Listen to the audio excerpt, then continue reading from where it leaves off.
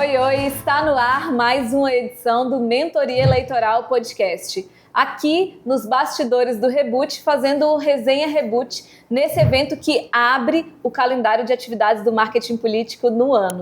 A cada episódio, vocês já sabem, a gente traz um convidado especial. Na verdade, na edição especial são dois convidados, uma dupla, não é mesmo, Glauco? Quem é que a gente trouxe dessa vez? Então, dessa vez nós trouxemos dois dos profissionais mais generosos da nossa categoria. Porque todos, né, têm os seus negócios, têm as suas empresas, têm os seus clientes, mas esses dois dedicam boa parte do tempo deles a fortalecer o nosso mercado. Tem o Marcelo Natali, que responde pelo maior evento de marketing político brasileiro, um evento inclusivo, um evento que agrega pessoas, que traz gente nova, que mescla quem já está no mercado com quem está chegando, dá oportunidade de palco para todos, né? Um evento lindíssimo em Florianópolis, nós vamos falar um pouquinho sobre isso também. E temos o Bruno Hoffman, que é o presidente do CAMP, que é o Conselho de Profissionais de Marketing Político, o clube associativo dos profissionais de marketing político, que resguarda o exercício da nossa profissão, que resguarda o exercício da democracia brasileira a partir da ótica de quem faz campanha, de quem faz mandato, de quem é profissional do nosso meio. Então, são dois profissionais que, além do seu trabalho, no seu talento, nas suas empresas, eles fortalecem o nosso mercado e é uma alegria tê-los aqui na nossa bancada. Muito obrigado. Eu queria começar pedindo para vocês falarem um pouco de vocês e nisso a gente começa a nossa conversa. Bom, pessoal, uma honra estar aqui de novo, né? Mentoria, já sou de casa, acho, já sou meio já de casa. Já é de casa, total. Prazer enorme estar aqui com o Bruno também, que é um líder do nosso mercado, um cara que todo mundo que está no Camp, não só no Camp, admira. E aqui no Reboot, né? Que é um evento que, como vocês falaram, abre o ano do marketing político e sem dúvida nenhuma, um evento que é um marco técnico para o mercado. A gente tem um evento que é referência técnica, que traz inovação, que traz novidade no começo de cada ano legislativo. E, enfim, é uma honra estar aqui com vocês. Legal. Obrigada. Sim. Pessoal, obrigado. Prazer estar aqui com vocês. Estava ansiosamente esperando um convite do Mentoria para fazer parte da história de vocês também. Que legal. É um prazer Estamos muito honrados. Um prazer ter o Marcelo já estava e um prazer enorme ter vocês dois também dentro do Camp. Uma honra para nós. Vocês já eram uma força dentro do mercado, também estimulando, também trazendo conteúdo. E é muito bom ver vocês também no Camp. Então, primeiro, muito obrigado por isso também. Que legal. Enfim, é um prazer estar aqui, né? Um evento, de novo, super bacana, né? A Nani mostra que é uma força fantástica dentro desse mercado, é um evento muito bacana. E nós no Camp, enfim, né, é o que você falou, a gente tem tentado nos últimos 8 anos unir os profissionais. Né, antes do Camp, o sentimento era que existiam vários lobos solitários, né, achando que precisavam proteger áreas ou proteger, né, e agora eles estão se unindo, estão vendo que tem espaço para todo mundo. Vem que é importante a gente valorizar não só a profissão, mas também desenvolver ela, né, ter profissionais cada vez mais preparados. Isso se reflete, obviamente, na entrega. Né, e a entrega final não é só eleitoral, não é só política, mas, sobretudo, democracia.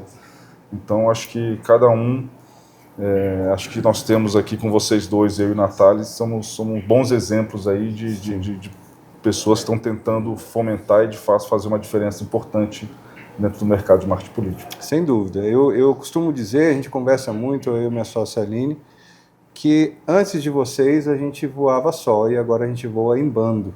Legal. E isso dá muito mais segurança para o voo, né? Isso dá muito mais amplitude, né? A gente chega mais longe juntos, né? Obrigado aí mais uma vez aos dois. Marcelo, você traz, na tua fala, você diz que o Reboot ele tem uma característica de trazer novidades, né? Trazer inovação. E hoje você trouxe uma inovação, né? A sua fala trouxe uma ideia de uma mudança de paradigma no que a gente considera que é o centro, né, da comunicação digital. Você trouxe para o público, você apresentou para o público uma tese de que agora o conceito é de buscar intimidade. O que é isso? Glauco, a gente consagrou no mercado nos últimos anos, né, e acho que não só no mercado político, mas no marketing de forma geral, um conceito de atenção. A gente passou por uma fragmentação de mídia, novos meios, essa história que todo mundo sabe. A gente foi prestando menos atenção e ela passou a ter mais valor, certo? Agora, para isso vieram remédios. A gente pôde passar a comprar esse espaço com mais facilidade, democratizou o acesso a espaço de mídia paga, a gente teve os gatilhos, as técnicas, os jeitos de viralizar, as trends, tudo isso é muito legal. A questão é que quando todo mundo faz isso, e todo mundo consegue a sua atenção, ainda que pagando por ela, de forma muito efêmera, muito rápida, de forma muito singular. Qual o valor dessa atenção quando ela é só atenção? A gente pode discutir, já em outros momentos a gente falou sobre frequência, a importância da repetição, de estar próximo, de conseguir manter um relacionamento. E o que a gente tem percebido, especialmente em 24, isso ficou muito claro nos grandes prefeitos tiktokers, é que, na verdade, o que a população tem com esse tipo de quadro não é uma questão apenas de relacionamento, mas de intimidade.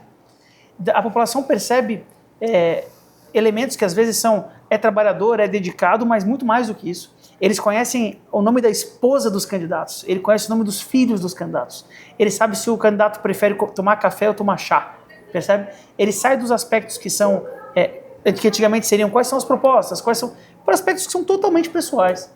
E essa relação, ela parte sim do digital, ela pode partir de outros canais, mas essencialmente ela é uma busca por intimidade.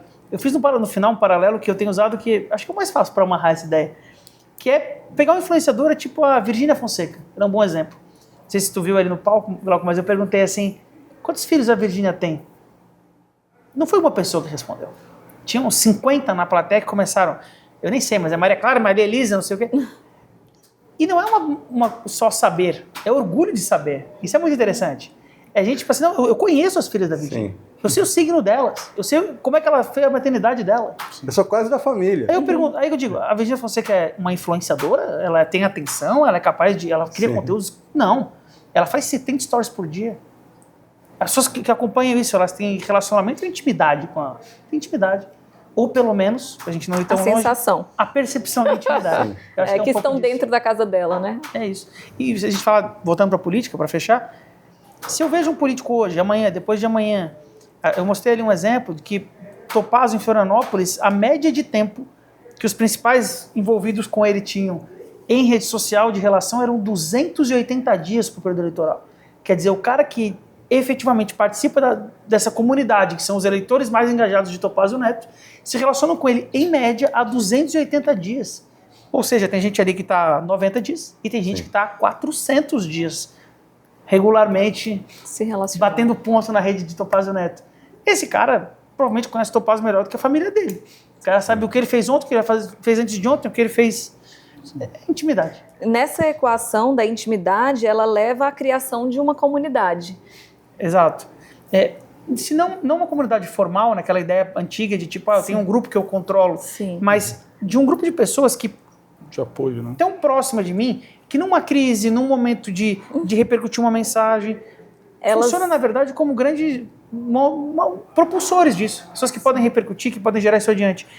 Essa noção de comunidade, ela é antiga no marketing, né? Criar comunidade, marketing de comunidade. O que a gente tem de diferente agora é que essa comunidade não é formal. Nós não estamos falando de um grupo de WhatsApp, nós não estamos falando de uma lista de contatos. Nós estamos falando do seguinte, eu não sei quem são. Sim. O que eu sei, se relacionam comigo. Partindo de uma perspectiva de que eu produzo conteúdo, eles repercutem, eles endossam, e que quanto mais tempo eu faço isso, mais capaz eu sou de continuar fazendo, e essa rede vai se tornando mais forte. O grande gancho da palestra, eu amarrei com a intimidade, mas era debater que a gente fala muito de conteúdo, mas às vezes nesse aspecto a gente passa a ignorar a estrutura que está para baixo desse conteúdo. E acho que esse é um ponto que a gente vai cada vez discutir mais no marketing. Por quê? Porque nessa sociedade que é tão fácil criar conteúdo, tão fácil repetir o conteúdo do coleguinha do lado, a gente acaba fazendo meio que tudo igual no final. Sim, mais do mesmo. É um pouco disso. Mas independentemente da comunidade ser formal ou não, estar dentro de um WhatsApp ou não, o fato é que essa intimidade cria nas pessoas esse sentimento de pertencimento, que inclusive é a necessidade básica do ser humano. Exatamente. Todo mundo necessita se sentir parte. E ter pessoas ali ao seu redor que se sentem parte do seu projeto pode te ajudar em situações, como você falou, de crise. E aí a gente tem aqui o Bruno que fala, né, que aborda esse aspecto do gerenciamento gerenciamento de crise, e eu imagino que você já passou em diversos aspectos, vários formatos de crises, né? Hoje a gente tem uma crise que surge de maneira muito mais instantânea por meio das redes sociais. Talvez um posicionamento mal feito já pode gerar uma crise. E aí, diante desse cenário em que a gente tem a necessidade, né, é importante que os políticos se despertem para a necessidade de criar essa comunidade. Como gerenciar essas crises que surgem muitas vezes ali do nada e você precisa fazer essa gestão também de forma rápida, ali dentro de um time, para aquilo ali não se avolumar. Exato. No palco ali do Reboot eu mostrei um pouco do case de alguns clientes que a gente já vem trabalhando há algum tempo, e a gente vende a ideia de um seguro, né? A gente, claro, grandes empresas, elas se preparam para a crise, elas têm um comitê, elas têm manuais, etc.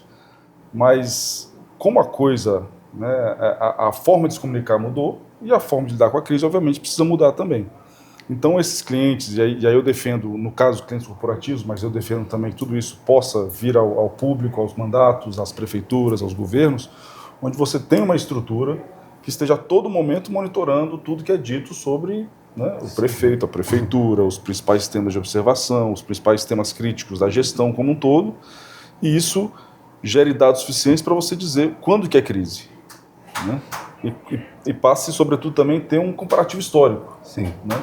Porque outra coisa que eu defendo também é o que se faz, como se estrutura a resposta na crise, né? Se todo momento de uma potencial crise o governo para ver, para tentar responder se vai, se não vai, a coisa não anda, você não consegue ser efetivo como pessoa pública, né?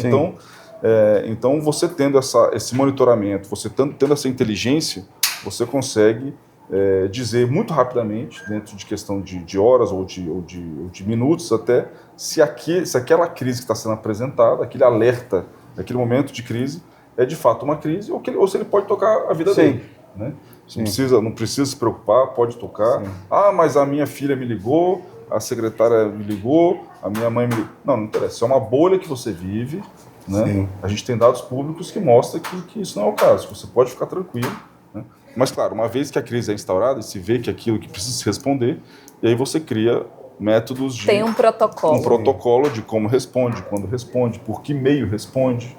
Né? Uma crise que começa na rua, você não vai necessariamente uma prefeitura ou o prefeito responder nas redes sociais, né? Desvinculando, né, da onde como a coisa está acontecendo. Então, esse trabalho que é feito de inteligência, junto, obviamente, com toda a equipe de comunicação, assessoria de imprensa, você consegue efetivamente responder muito rapidamente e com tranquilidade, sem perder de novo o dia e toda essa estrutura. Né? Então, é muito importante. Bruno, teve um aspecto que acabou virando um eixo desse reboot a partir da provocação do João Santana, que é a contraposição, né, ou a possível contraposição entre a disputa desenfreada por atenção, né, que leva o político muitas vezes a se tornar um personagem, um cômico, né, assim, a buscar o humor ou a buscar qualquer recurso para se tornar, né, visto, visível, né, versus a reputação, a imagem, né, de médio e longo prazo, a marca dele. Né? Até que ponto vale isso? Ele provocou na palestra dele e eu vi esse ponto sendo conversado e tratado ao longo de várias outras palestras que, de certa maneira, repercutiram isso. Como é que você enxerga isso? Isso a gente vê muito, principalmente nas questões das métricas, né? A gente vê, olha diferente desse vídeo, né? Fizemos esse vídeo aqui dele apresentando essa proposta e tivemos 1000 views. Olha aquele outro ali onde ele foi, né, onde ele brincou, onde ele estava em casa, onde ele estava fazendo a barba, etc. Foi 30 mil. Vamos então todo dia vamos fazer um conteúdo dele fazendo a barba todos os dias. Né? Enfim, então essa noção, e aí que a gente precisa de alguém que tenha um conhecimento estratégico e capacidade de convencimento na equipe para dizer, olha gente, não é assim que se faz, de fato, comunicação, sobretudo séria. Né? Não é à toa que, enfim, é normal, já desde do início da democracia a gente tem candidatos palhaços, tem candidatos folclóricos, né, que ganham atenção e às vezes até tem resultados eleitorais positivos, vamos dizer assim. Né? mas a gente sabe no impacto que isso tem para a democracia, né? Então, quanto mais a gente, e aí é muito do nosso papel. E é um pouco do que eu falei quando eu já estava na fala sobre o campo, que é com relação à responsabilidade social que nós, profissionais de marketing político, precisamos ter, porque não é possível que a gente tente estimular. É claro que ela pode ser eficiente, ela pode ser bem feita nos momentos certos, mas a gente também tem que entender que a população ela precisa entender que aquela pessoa não é só engraçada, não é só famosa, não é só, mas ela de fato está pronta para liderar, por exemplo, uma cidade. Então a gente, de novo, nós como profissionais precisamos também ter muito claro isso e não só por responsabilidade social, a gente tem que entender que isso também é efetivo do ponto de vista de voto também. Sim. Né? Para deixar claro que a pessoa se sente confortável de que votar, de que vai estar fazendo uma escolha certa, né, eleitoralmente. Quando você traz essa questão da responsabilidade, né, do fazer, do nosso fazer profissional, me ocorre que vocês dois, né, você, Natália, e você, Bruno, hoje estão numa espécie de mirante que vocês enxergam todo o mercado muito mais longe do que nós, porque nós somos parte, né? Nós estamos compondo aí, de alguma maneira, esse mercado, mas você, Natália, com o Compol, que é um evento que abrange o Brasil inteiro, e você, Bruno, com o Camp, que é uma associação que nos congrega e que nos dá seriedade, né? E para mim, essa validação é o que eu mais busquei no Camp, né? Assim, buscar de alguma maneira se diferenciar da picaretagem, se diferenciar de aventureiros, e aí ter 5 anos de experiência, ter a validação de 2 colegas, isso faz muita diferença, a análise de currículo, né? Perfeito.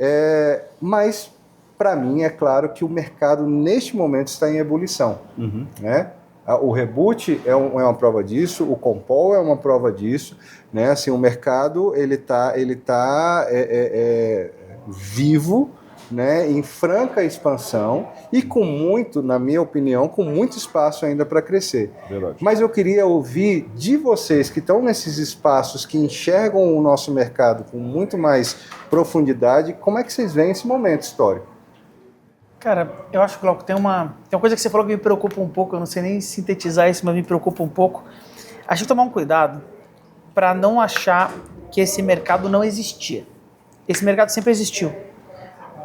O desafio que a gente tem hoje, e eu acho que eu entro para o Camp após o movimento do Compol, e para mim o Camp foi muito importante também, nesse aspecto de, não só de uma validação externa, mas também de uma validação interna, de entender que eu posso conviver com esses profissionais que são da primeira prateleira, grandes profissionais do mercado, que a gente às vezes tinha contato pela página do Estadão. Aí, pô, esse cara aqui, esse cara é muito bom. Aí, de repente, o cara tá do teu lado. Tu fala, pô, isso é incrível. Sim. Mas, ao mesmo tempo, cara, eu viajei muito com os compostos regionais, vocês estiveram em algumas edições, você e a Aline. E, cara, o Brasil tem e acho que esse é o grande ponto, eu acho que é por isso que o Camp tem que existir, por isso que o Compol tem seu espaço, por isso que os eventos estão se multiplicando, por isso que tem essa profissionalização, isso tudo, essa ebulição que você chama, ela na verdade é um processo até de autoconfiança e de acreditar no seu próprio trabalho, de profissionais que às vezes estão lá na Câmara de Vereadores de Abaetetuba, no Pará, sabe? Eles têm trabalho de comunicação, com a estrutura que eles dispõem, na realidade que eles têm, e inevitavelmente, isso não é um fenômeno novo, eles estão replicando, copiando, entendendo o que se faz nos grandes cases e movendo para a sua região. O que muda hoje? Nós temos um acesso à mídia muito mais democratizado. Nós temos acesso a ferramentas de produção muito mais democratizadas. E nesse contexto... E de formação também, né? Claro, hoje a gente tem cursos acessíveis online, a Escola dos Políticos do Lucas é isso. R$250, cara. Então, assim, é muito acessível. E claro, e que isso não bota todo mundo na mesma prateleira, naturalmente, tem um processo de maturação, tem um processo de aprendizado, de experiência, de rodagem de cada profissional, que é peculiar de cada um. Agora, eu acho que cabe reconhecer e que a gente tem que ter essa postura sempre no mercado, de que a gente não pode, e essa é uma premissa para mim no Compol, eu não posso considerar que um grande estrategista político ele tem mais valor do que um assessor de Câmara de Abaetetuba. Por quê? Porque eles são complementares. Eu não consigo tocar um projeto de um senador sem um sombra do lado dele. Sim. E esse cara é um profissional de marketing, não menos ou mais apto do que um grande estrategista. Eu preciso ainda que alguém faça a foto, eu preciso ainda que o diretor de arte prepare o layout, eu preciso que o videomaker faça uma boa produção. Então, nós não estamos falando só do mercado de estrategistas. Esse é o ponto principal. E o Camp hoje está contemplando muito isso. A gente tem entrado redatores, diretores de criação, produtores de TV. Nós temos um ecossistema inteiro e que ele não é só sobre estratégia eleitoral ou de posicionamento, mas sobre, e acho que o Camp faz isso muito bem também, pessoas que se relacionam com a comunicação política, pública, institucional. Tem gente no Camp que não faz campanha, mas que está ligado diretamente a essa questão institucional da comunicação. Nós temos uma série enorme ali, mas o meu recado é esse, assim, ó, profissionais de marketing político do Brasil, existe... Univos. Não, mais do que univos, reconheçam-se, se enxerguem, entendam que existe Eles estão se entendendo como classe. Exato, exatamente. Né? Uma visão de que nós temos pares e pares que não são concorrentes diretamente. Vão jogar junto. Os maiores players que mais cresceram recentemente no mercado são players que entenderam que quando eu tenho um mercado forte, eu sou capaz de fazer negócios intramercado. Eu sou capaz de me complementar e fazer um negócio maior com outro parceiro. E eu acho que é muito sobre isso. A gente tem que deixar de ter uma visão de que é melhor se formos menos, para uma visão de que é muito melhor para todos nós. Não existe profissional forte e mercado fraco, isso eu quero dizer. Sabe? Um mercado forte é bom para todo mundo. Isso. Não é isso. Eu acho que o Natália falou muito bem, né? O mercado está se entendendo como classe, ele está entendendo a sua importância, as pessoas ao seu redor, os candidatos, os clientes, estão entendendo cada vez mais essa sua importância. Então é uma roda que gira cada vez mais rápido e mais forte, né? E o Camp está sendo visto como essa entidade institucional, né, que está a serviço dessa classe. Né? Então, enfim, é uma série de fatores que com certeza estão transformando o mercado de fato. Eu acho que tem outro aspecto interessante que tem a ver também com os eventos e com a história do Camp, que é uma questão de memória do mercado e de referência. Isso é uma coisa muito importante, pelo menos para a minha geração, Glauco. Cara, eu não sei, olha isso, eu não sei dizer 10 profissionais da geração de João Santana. Dessa geração, eu não conheço 10. Eu não conheço. Eu conheço, acho que Santa Rita, conheço o Duda Mendonça, conheço o João Santana. Tem Aí mais. já começa a rarear. Exato. E isso é um problema enorme, cara, quando a gente pensa nisso. Porque, cara, se eu não tenho referência, se eu não tenho onde buscar... Quando o João Santana fala ali que a gente tem um problema muito grave de falta de símbolos ali, é um pouco disso. Eu preciso ter onde mirar.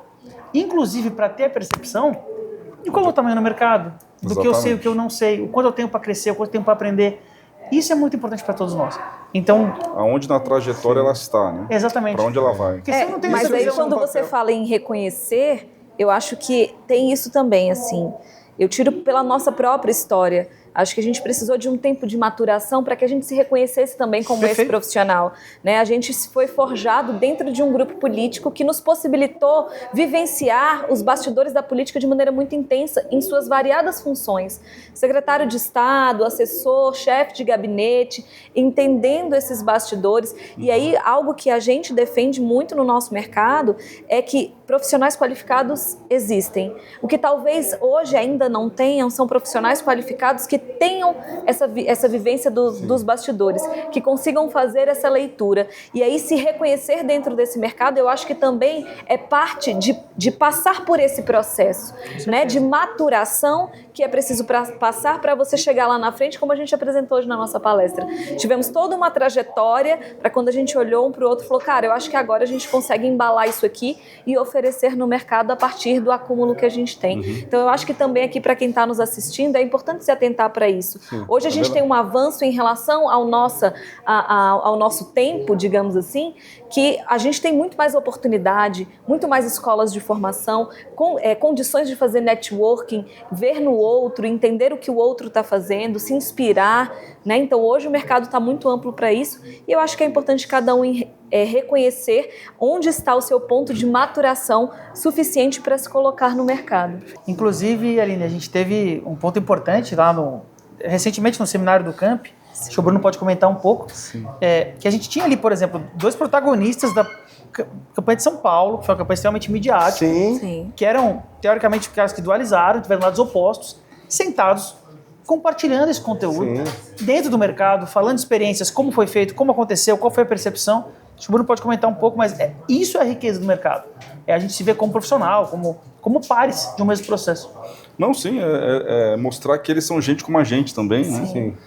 que houve um processo de glamorização, né, principalmente do marqueteiro, da pessoa à frente das campanhas eleitorais, até puxando um pouco do que a Aline falou antes, né, tem todo um universo político, mandatário.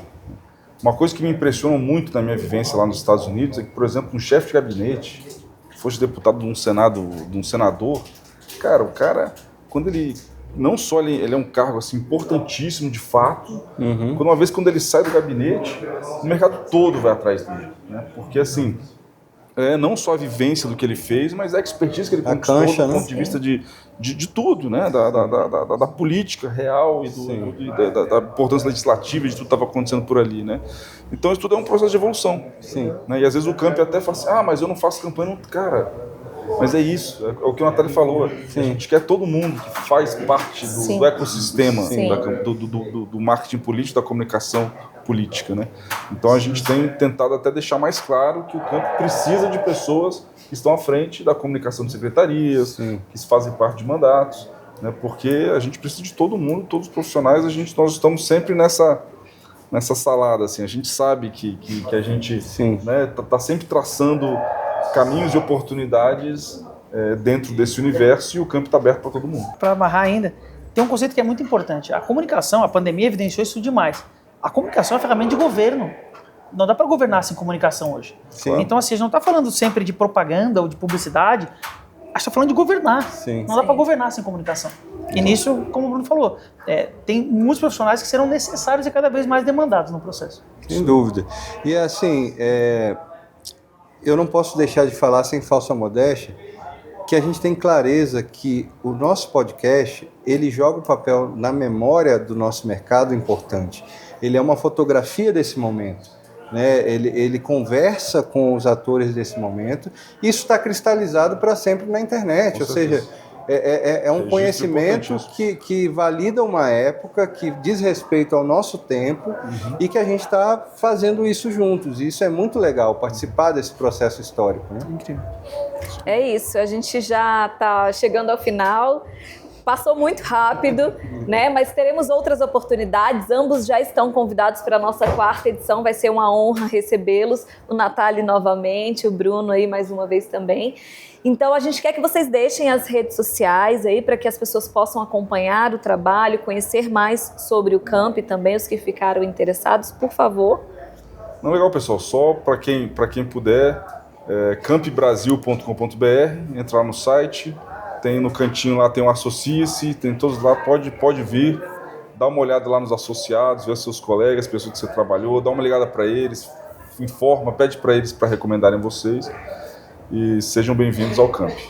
Legal. Natália, por favor. A galera pode me encontrar no @MarceloNatália no Instagram. Marcelo com 2 L's? Com 2 L's. E também, para quem quiser conhecer um pouquinho do Compol Brasil, @Compol Brasil no Instagram ou compolbrasil.com.br. Já tem data? Tem data, Glauco, 24, 25 e 26 de junho, em Floripa, para 3 dias de muito marketing político, muita marketing institucional. Já abriu venda? Dia 1º de março. Dia 1º de março abre venda. E acaba muito rápido. E nós estaremos lá. Olha que alegria, né? Estamos no campo, estaremos no Compol. Muito obrigada pela participação de vocês. Obrigada a quem nos assistiu até agora. Lembrando as nossas redes, @Mentoria Eleitoral. E não se esquece de se inscrever aqui no nosso canal e ativar as notificações para ficar por dentro de cada novo episódio. Obrigada, gente. Até a próxima. Valeu. Pessoal, obrigado.